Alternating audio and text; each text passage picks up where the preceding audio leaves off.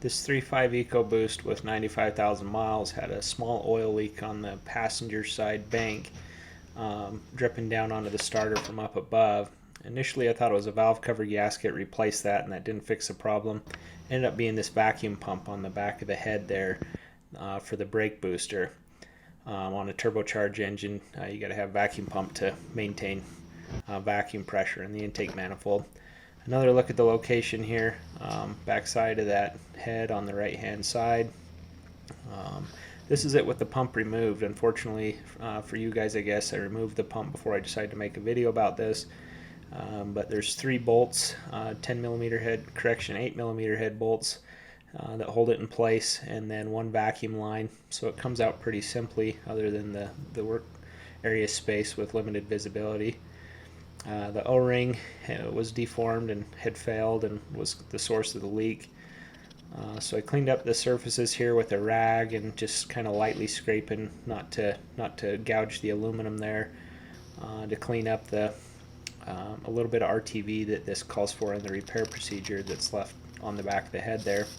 So I ordered the new part, aligned the O-ring with the tab there, and set it in place. I wouldn't recommend putting in an O-ring of your own variety in there. The Ford one has some tabs that hold it in place, and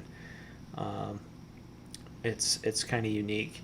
Again, the procedure calls for some 1/4 inch bead of high performance engine RTV silicone to help seal those 2 metal surfaces where they come together, the upper and the lower on that cap.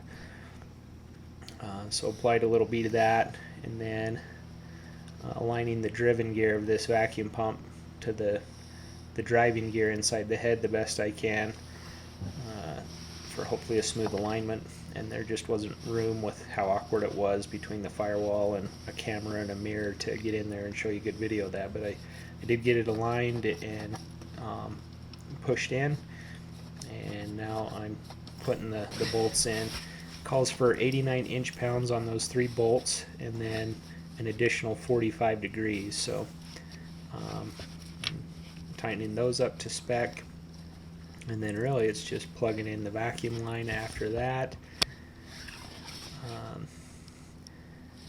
Showing you a swing of a 45 degrees here with my ratchet. And then this is the line over the brake booster, just snaps in, and the way that disconnects is you just push on the white part there, and it retracts the tabs, and comes off pretty easy. So the repair is quite simple and inexpensive. The O-ring was under 10 bucks. I think at the time I purchased it at my place it was like 6 bucks to get it, but they did have to special order it, so you may want to plan on that. And this is installed, and then taking the mirror out and putting the cover back on, and then I went underneath with some brake clean and cleaned everything up, and then checked it some miles later, and that resolved the problem. So I hope you'll find that useful if you come across a similar oil leak. Thanks for watching. I hope you like and subscribe.